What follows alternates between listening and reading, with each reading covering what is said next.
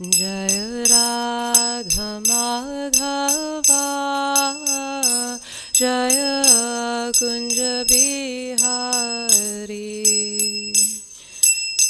Radha Madhava Jaya Kunja Bihari Jaya Gopi Janavallabha Jaya Girivaradhari Jaya Girivaradhari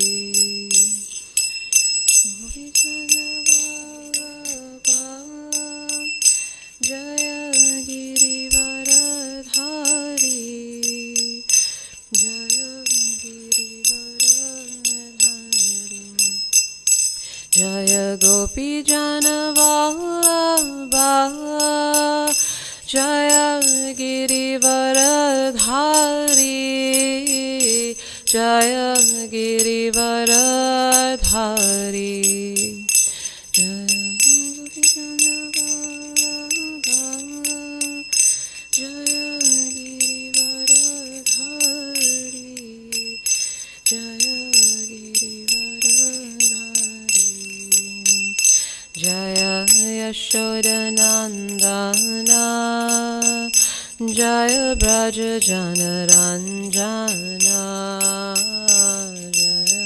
Yashodanandana Jaya Braja Janaranjana Jaya Yashodanandana Jaya Braja Janaranjana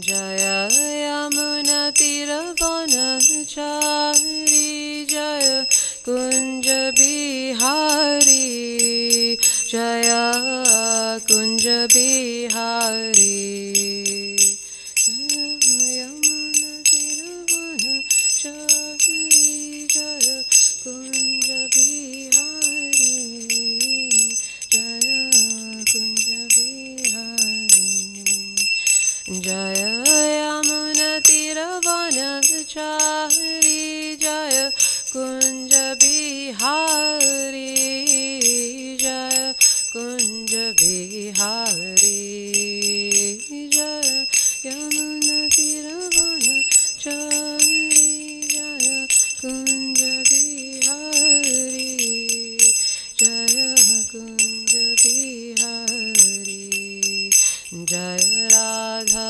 Madhava Jaya Kunja Bihari Jaya Radha Madhava Jaya Kunja Bihari Jaya Radha Madhava Jaya Kunja Bihari Jaya Radha Madhava Jaya Kunja Bihari Jaya Shri Krishna Chaitanya Prabhu Nityananda Shri Advaita Gadadhar Shivasadi Gaura Bhakta Vrinda Jaya Shri Krishna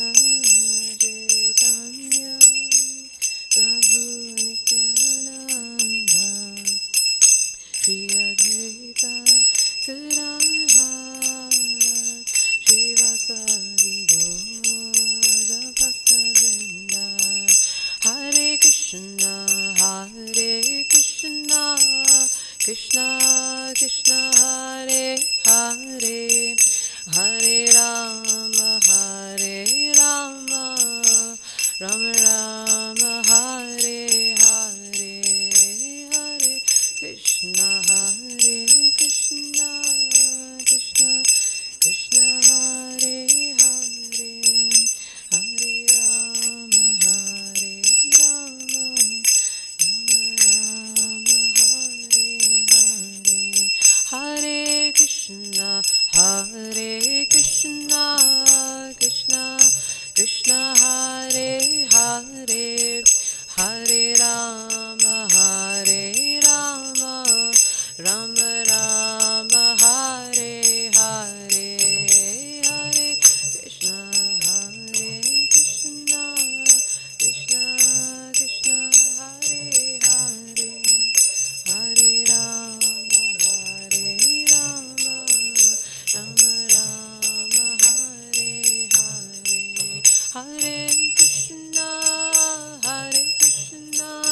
Krishna Krishna, Hare Hare, Hare Rama, Hare Rama, Rama Rama, Hare Hare, Hare Krishna, Hare Krishna, Krishna Krishna, Hare Hare, Hare Rama, Hare Rama, Rama Rama, Hare Hare, Hare Krishna, Hare Krishna, Krishna Krishna, Hare Hare, Hare Rama, Hare Rama, Rama Rama, Hare Hare, Hare Krishna, Krishna Krishna, Hare Hare, Hare Rama, Hare Rama, Rama Rama, Jaya Jaya Prabhupada, Prabhupada, Prabhupada, Jaya Jaya Prabhupada.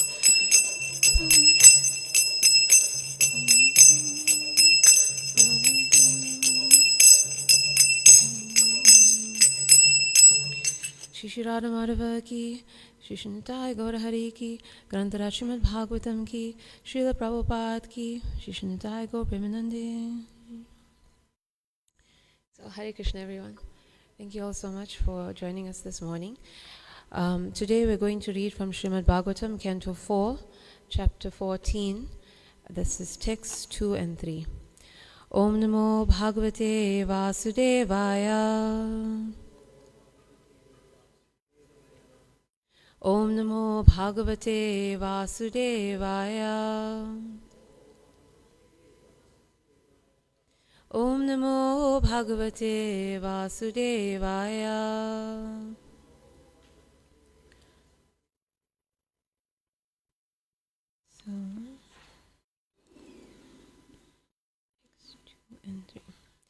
So, only text 3 has a purport, so we'll just read the verse of text 2 and then we'll all read together text 3.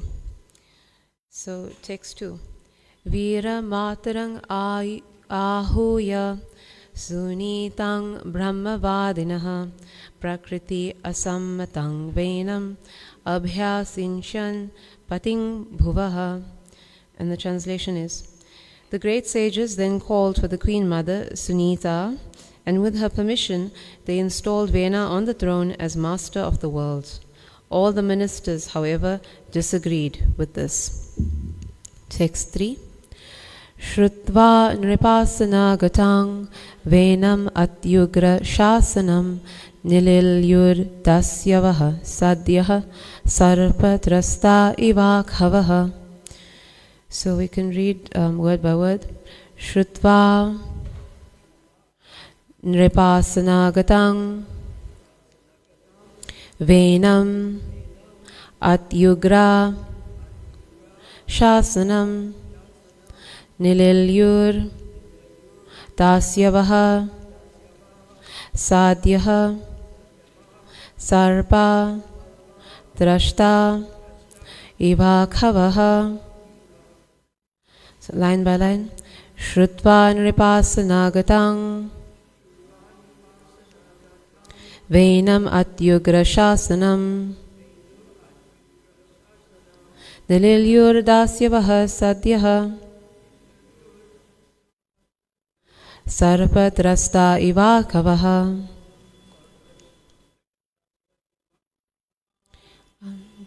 Can you read line by line?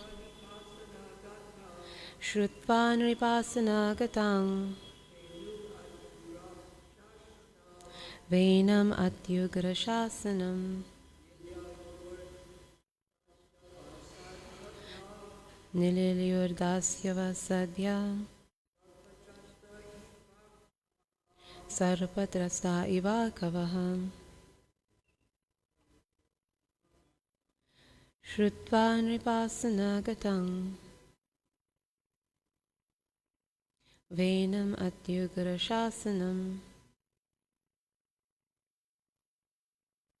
Nililyurdasya Vahasadya Sarvadrasta Iva Kavaha. Matajis?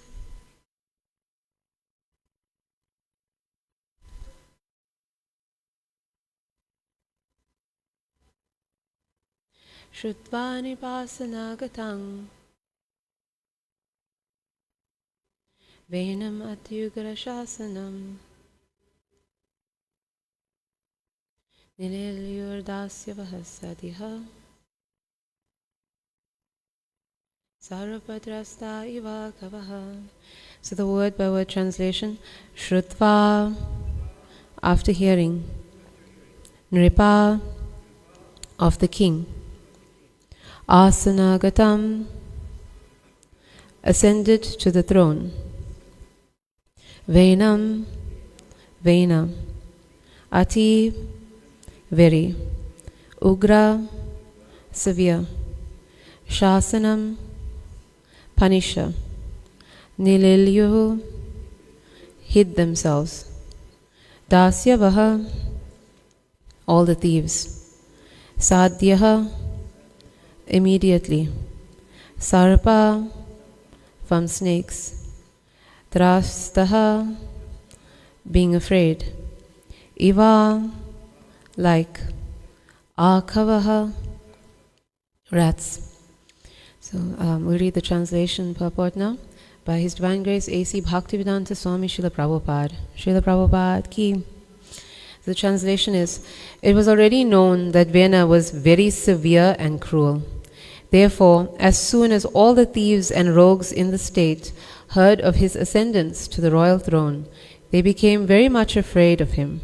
Indeed, they hid themselves here and there as rats hide themselves from snakes. Purport. When the government is very weak, rogues and thieves flourish. Similarly, when the government is very strong, all the thieves and rogues disappear or hide themselves. Of course, Vena was not a very good king, but he was known to be cruel and severe. Thus, the state at least became freed from thieves and rogues. Om Jnana Timirandasya Gyanan Shalakaya Chakshurun Miditam Yena Tasmai Shri Guruve Namaha Shri Chaitanya Manobhishtam Stapitam Yena Bhutale Swayam Rupa Kadamahyam Dadati Swapadantikam Nama Om Vishnu Padaya Krishna Prestaya Bhutale Srimate Bhaktivedanta Swamin Iti Namine Namaste Saraswati Deve Gauravani Pacharine Nirvishesha Shunyavadi Paschatya Deshatarine Jai Shri Krishna Chaitanya Prabhu Nityananda Shri Advaita Gadadhar Shivasari Gaura Bhakta Vrinda Hare Krishna, Krishna Krishna, Hare Hare, Hare Rama, Rama Rama, Hare Hare. Panchaka patarubhyascha, kripasindhubhya evacha, patitanam bhavanebhyo, vaishnavebhyo namo namaha. So, Hare Krishna everyone. Thank you all so much for this opportunity to try and serve through this discussion today, and I pray for all your blessings, especially from His Grace Shri Prabhu, to do justice to this class, so that we can understand the message of our great acharyas through these verses. So we've been discussing the reasons for the appearance of the Supreme Lord as Maharaj Prithu in this chapter, and one of those reasons is the bad governance of the state. The king has left, King Anga, in frustration because of his son's irreligious activities. Right? He couldn't tolerate it anymore. And the people were very distressed when their king left, and they went looking for him and they couldn't find him. We've discussed this thus far. And eventually there was no choice but to install the king's irreligious son Vena on the throne. So a king or a leader is very much necessary for the people, according to text 1, to protect them from their independence. So this might get a lot of criticism, people thinking that scripture is advising kings who rule the people without any independence. But we must look a little carefully about where this translation of independence comes from. What's the Sanskrit term? The Sanskrit term is Pashu Samyatam. Right? Pashu Samyatam is the actual Sanskrit of this verse, verse 1 of chapter 14. And the translation literally is existence on the level of animals, right? Pashu. So Srila Prabhupada has kindly translated it as independence. But if people have their independence, then they'll exist on the level of animals. So independence from what? The independence is from, as Srila Prabhupada says in that same purport, from the rules and regulations of scripture and the sadhus. So independence of this causes people to behave basically on the level of animals, right? Which means that their concerns are only like that of the animals: eating, sleeping, mating, and defending. So the job of the king is to enforce the rules of scripture and of the sadhus. So it actually means the opposite. The king is not an autocrat. He's not a dictator that is ruling the kingdom and the people according to his own whims, right? Or that of his cabinet, or that of his supporting party. The king rules, an ideal king rules the kingdom according to Shastra and according to the saintly people. Right? This is how the people are saved from their independence, of wasting their developed consciousness and their refined taste on the activities of animals only: eating, sleeping, mating, and defending. So why scripture and why the saintly people? It's because scripture is on the level of transcendence, and it can help people utilize this developed consciousness that they have. It can help them develop their refined abilities to the level of transcendence. Right? There are many references as to the importance of scripture, but the most important, we know from Bhagavad Gita, is Krishna, the Supreme Lord, proclaiming that he is scripture. Right? Rik Sama Yajur Eva Cha. He says his scripture. He also says that by him the scripture is to be known, and that he actually compiles scripture. Vedesha Saravar Aham Eva Vedyo Vedantakrit Vedavad Eva Chaham. Right? Just from this we understand the importance of following the scripture and of following the saintly people. We have Bhagavad Gita as it is, chapter 4, text 24. Brahmarpanam Brahmahavir Brahmagno Brahmanahutam Brahmaiva Tena Gantavyam Brahma Karma Samadhina. Somebody who is engaging in spiritual activities sincerely and according to the scripture, they actually achieve the level of Brahman or transcendence. So these persons and these scriptures that are on the level of transcendence can help elevate the ordinary people to that level as well. So this is the reason that the kings should govern according to both scripture and the sadhus. And of course the king himself becomes transcendental in that way. His rule becomes transcendental, the people becomes transcendental. Without the law of either, we have a situation like what happened in the time of Vena, or what is even happening now without proper modern leadership. People become so engrossed in the pursuit of eating, sleeping, mating, and defending that they will even harm or kill others for those things, just like basically one on the level of animals would do. This is the reality. So a king of a religious nature to enforce scripture and sadhus is necessary. But the interesting thing is that Vena is not that kind of king. He's actually described repeatedly as irreligious. Right? He's not actually submissive to either sadhu or shastra. So we'd expect that under his rule, those on the level of animals, those who harm and kill others for their own eating, sleeping, mating, and defending propensities, we would think that they would be flourishing under him. Right? But in this verse, it's saying that they hid themselves from him. Nirelyur dasyavaha sadhyaha. Right? They hid themselves immediately, actually, as soon as he became king. So now we could say that's a very good thing, right? Especially in a modern age that's so plagued with criminal elements. We think it's very good if a king was able to control them like Vena. So even though he did cause them to hide, he didn't actually change their natures. He didn't change that animal nature. And we know this from the verse itself, because the verse calls them Iva Akavaha. They were like rats. So they only hid from him, but they didn't transform their characters or their personalities into something better. And later on in this chapter, we'll see that when he, the snake, it's a very good description of him as well, because he was so envious of the Supreme Lord that he could not tolerate worship of the Lord. So when the snake is eventually killed by the sages, then the rats all come out again, right? And they cause trouble to the people. So just suppressing the criminal elements or suppressing the animal tendencies of people does not cure it, right?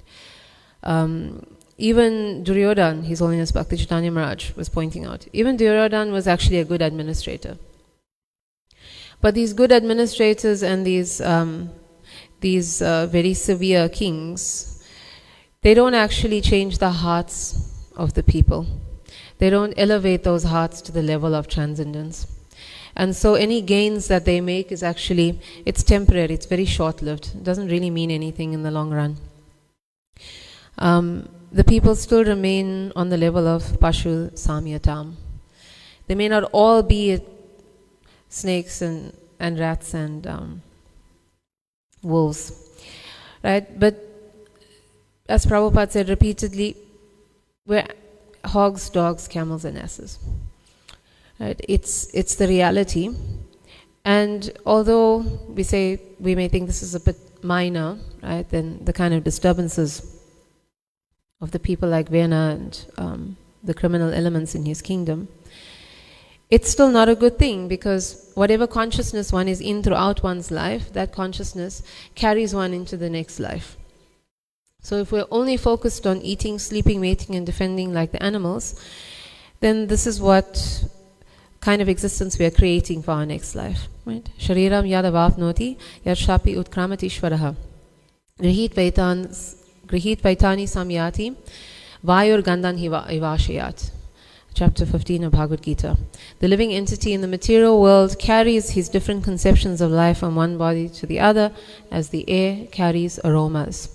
Thus he takes one kind of body again and quits it to take another. So in this consciousness that we currently have, just accumulating enough resources to forage, right, for food in the shops, to acquire nice dwellings and nice ways of getting around so that we can enjoy ourselves, maybe sometimes giving some charity, right? We're basically on the level of altruistic animals, and this is what leads us to falling from the human form of life. So one may question, though, as much as religion, we said, in the form of sadhus, in the form of scripture, is supposed to elevate us to the level of transcendence. In this modern age, it seems like we're utilizing religion to actually get the facilities for eating, sleeping, mating and defending. We gear our prayers towards asking for these things, or our rituals towards getting them. We think that God has a duty to supply these things to us, right? Especially if we're very spiritually inclined. Or if someone is spiritually inclined and something happens to them, or they don't get what they want, then we question why. Shri Shri Radharanath ki, Shri Chaitanya Mahaprabhu ki, Srila Giraj Govardhan Hari ki, Srila Prabhupada ki. Then we may question, why didn't God deliver what they wanted? Or why did God take away from them or give them difficulties? Because we think that religion is there to supply what we need. The irony, of course, is that when we get it, we forget God. So we sort of want Him to give us things to help us think of Him less. Or we feel that He should give us these things in the afterlife. Right? We're serving Him, we're working towards having all the good things in the next life, in some other existence. And basically it means that we're all existing at His expense. Even if we're not exactly like the snakes and the rats, and we're not really plundering from everyone else, we're taking from God what is His, and we're not really giving back anything. We're not really using it in His service. Right? Ishavashyam idam sarvam yat kincha jagatyam jagat tena tyaktena bhunjita magrida kashva shvedhanam. Everything belongs to him, and we don't really think about it at all. Every day we're utilizing it all for ourselves, and that makes us small criminals, all of us. Right? Big criminals or small criminals, pretty much we're all the same. And it's worse when we utilize him or his religious principles against each other. Like Srila Prabhupada said, we focus more on the labels. Ironically, they're temporary labels, but because of those labels, we don't unite under the shelter of God. We actually become more divided. Right? And it actually leads to more criminal activities against each other. And that, of course, causes so much of trouble, we know. And this is the current state of affairs. We're basically just a society that's using each other as we need. We're utilizing everything from God in a very ungrateful way, even if we're not overtly stealing from each other.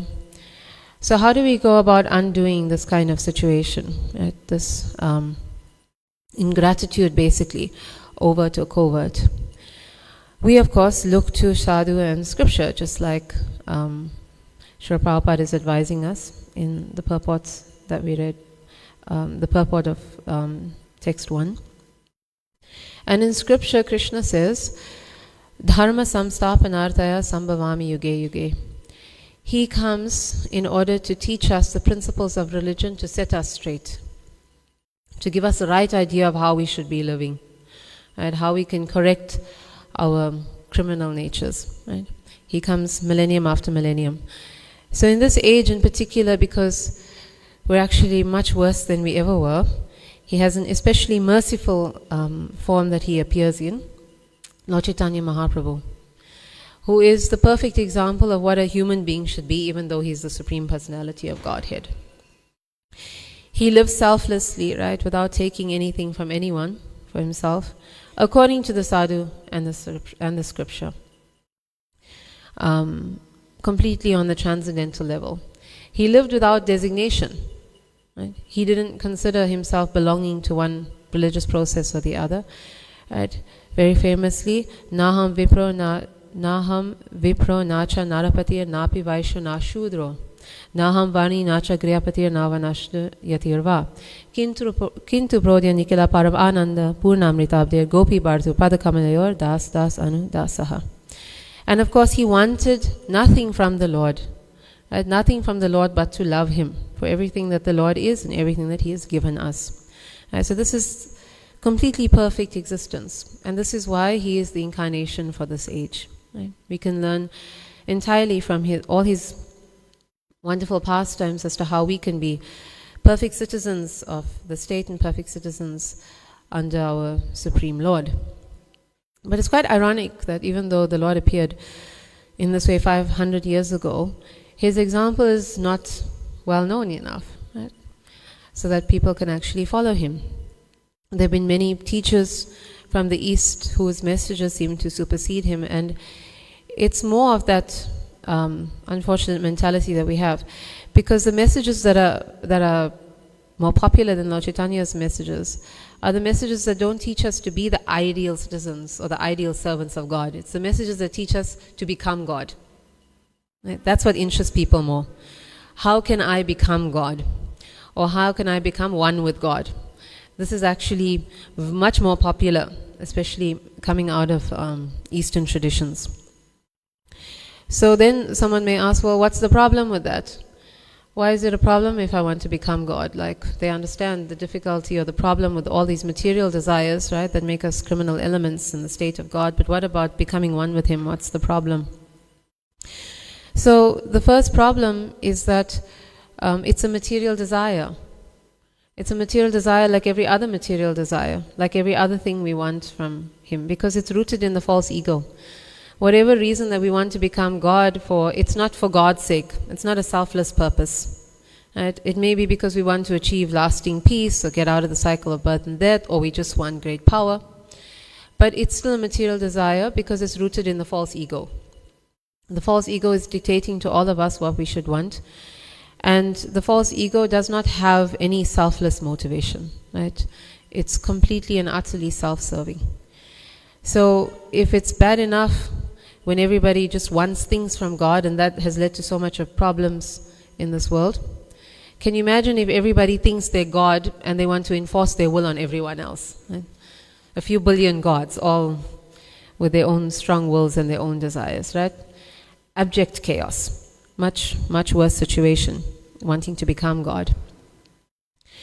And then if the argument is, well, if we become God, wouldn't we be more enlightened, more peaceful? Nobody's ever been able to demonstrate by any process of self-realization that they've become God. No one. No one ever demonstrates the all-knowing, the all-seeing power, the attributes of God, His extraordinary abilities, extraordinary activities, even His appearance, right? It's never been demonstrated. What to speak of His extremely peaceful and merciful countenance. And therefore nobody's ever been able to achieve peace by claiming to be God. No one, right? The Supreme Lord was able to do it, right? Through the rule of Yudhishthira Maharaj. When he came as Lord Ram, he achieved Ram Rajya. In his appearance as Prithu Maharaj, he of course created an ideal kingdom on earth. But nobody who's ever said that they've become God or was promised to achieve godhood for anyone else has ever been able to do this. So all those ideas are completely disproved. So any mentality other than wanting to serve God is criminality, basically. So we understand why Krishna gives us the ultimate instruction in Bhagavad Gita. Always think of me, become my devotee, worship me and offer your homage to me, right? And then abandon all varieties of religion and just surrender unto me. There's no other activity that will make us perfect citizens of society or of the Lord without selfless surrender to Him, doing everything for Him. No other possibility exists. Right? This is therefore the most important instruction of Bhagavad Gita. Krishna teaches a lot of things in Bhagavad Gita because he's basically summarizing the Vedic teachings.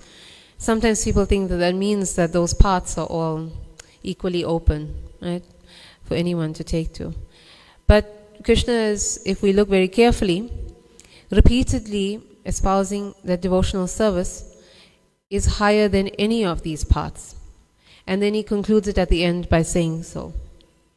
That if you engage in activities of my service, if you engage in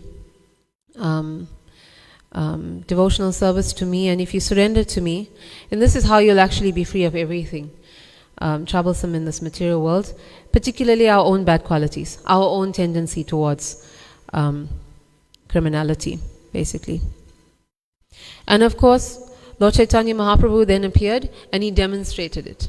He demonstrated how to engage in devotional service perfectly, to a degree that had never actually been seen before.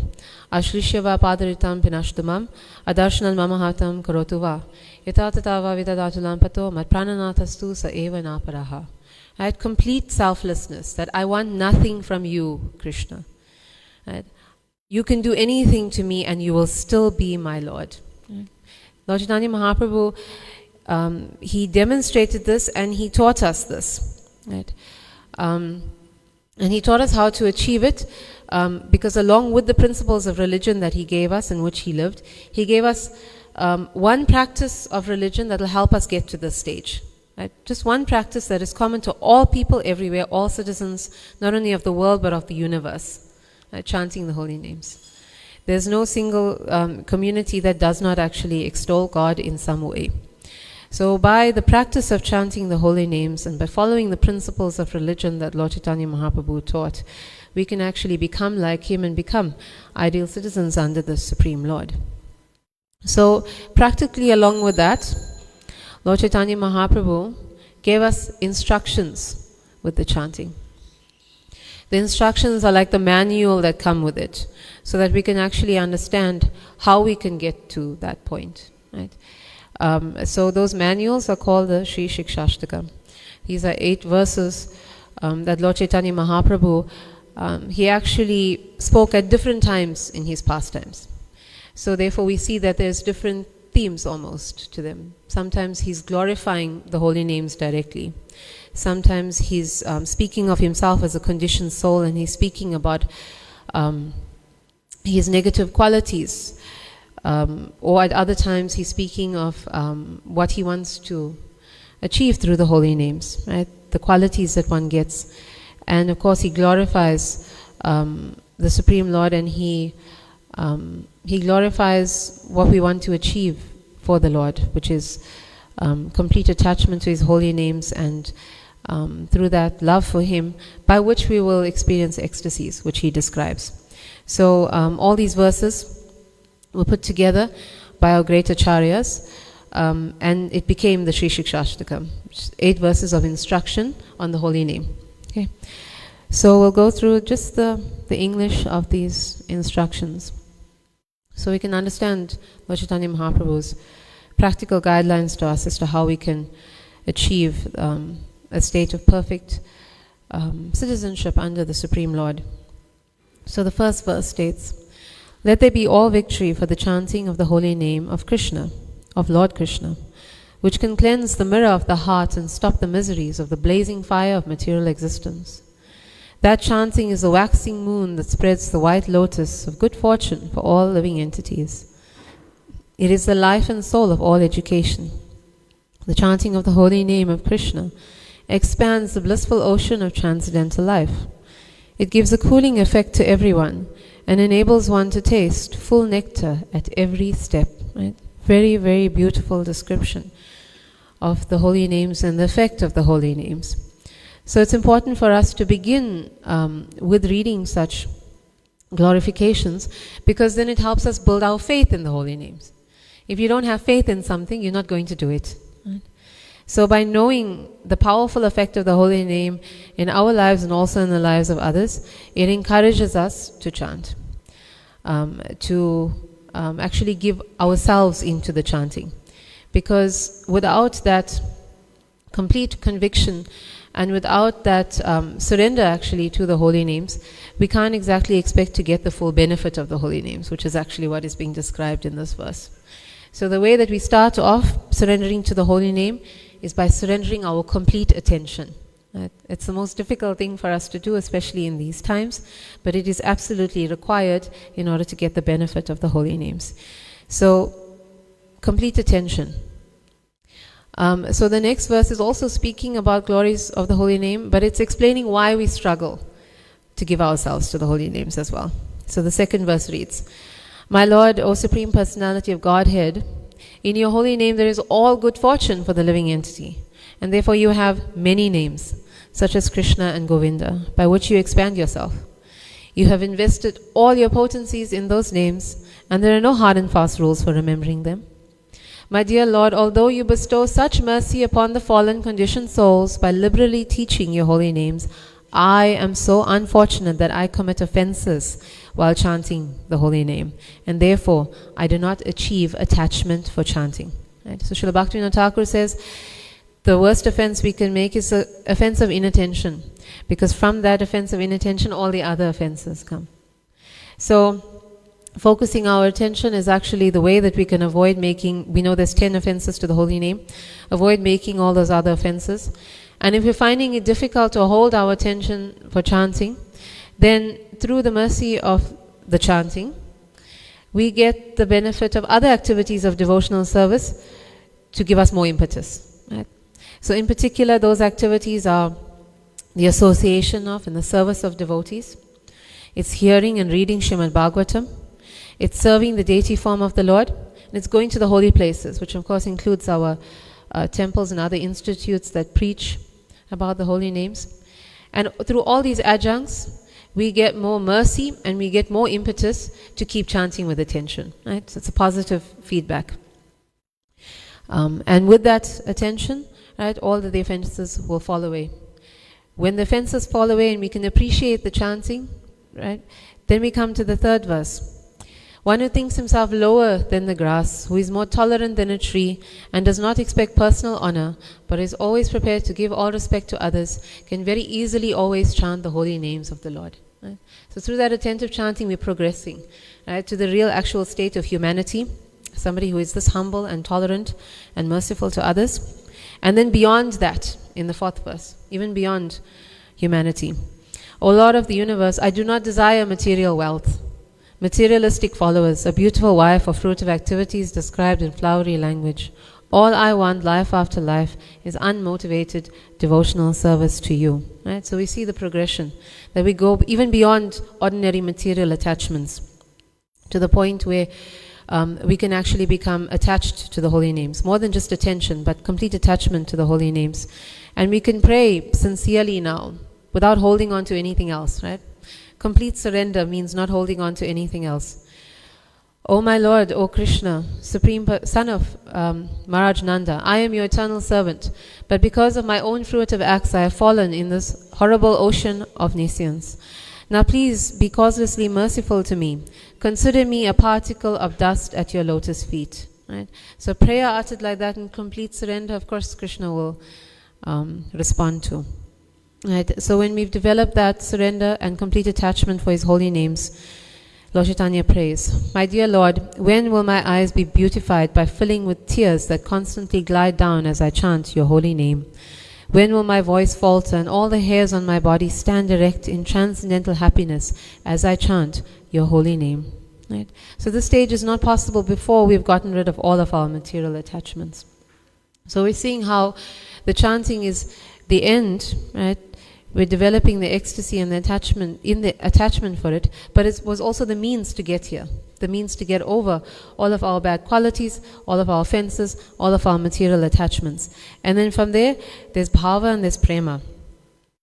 My Lord Govinda, because of separation from you, I consider even a moment a great millennium. Tears flow from my eyes like torrents of rain, and I see the entire world as void. In fact, even more than prema, it's actually describing the last verse, Mahabhav, right? The highest level of prema. Let Krishna tightly embrace this maidservant who has fallen at his lotus feet. Let him trample me or break my heart by never being visible to me. He is a debauchee after all and can do whatever he likes, but he is still no one other than the worshipable Lord of my heart. Right? So only the chanting of the holy names can bring us from a practically animal-like existence all the way to the highest actual state of being a human being, and at the highest level of its highest level of existence, right? Even beyond the denizens of the heavenly planets, beyond anything that anyone in the material world can achieve. Right? This is possible by the mercy of the holy names, as given by Lord Chaitanya Mahaprabhu through his great mercy to us. Okay. So thank you all so much for your kind attention. Srila Prabhupada ki. Are there any comments or questions?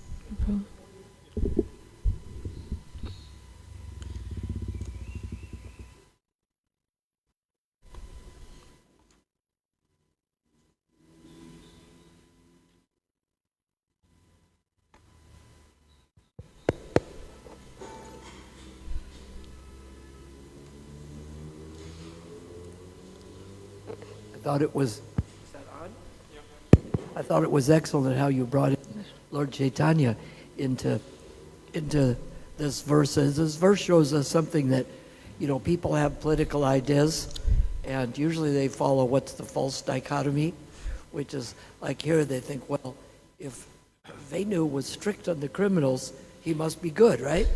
And the other extreme is, if they were liberal with people, then that must be good. It's like somebody asked Prabhupada, they said, Prabhupada, we should be very conservative. And Prabhupada says, yes, and liberal too. So according to the time, place, and circumstances, you have to have the whole picture. And I see that here in this country. Some people say, well, since the new government isn't as cruel, everything they do must be okay. And others say, well, because the old government, stopped criminals, but they were so cruel, you could get arrested just for being out at nighttime. I got arrested for living in an Indian area. So the false dichotomy is to think like, if the winter in Murmansk, Russia is too cold, then the summer in Dubai must be perfect, or vice versa, and it's not true. But it's hard for us to force these people to do all of it. but maybe getting an idea in there somewhere. Unfortunately, the leader that makes everybody a little unhappy is probably the best because they be a little hard on criminals, tax a little bit to the rich people, and give something to the poor, but not as much as they want. Just the basic things. So it takes somebody to understand the whole picture. And quite often, even as devotees, we don't do it. They focus on one point. Yes. He got rid of the criminals, he must be good, but it's not true. Yes. Absolutely. And the other thing is it shows that leaders can be removed in favorite times. Yeah. So if you don't have the Brahminical things and the leaders are bad, then because they're so dictatorial, then democracy is better than that. The perfect king is the best, but there must be some way, Brahmins or somebody, to remove them. Hare Krishna. Thank you so much. Thank you so much. Are there any other questions or comments? Okay. Thank you. Thank you so much, Prabhu. Srila Prabhupada ki jai. Grantaraj Srimad Bhagavatam ki jai.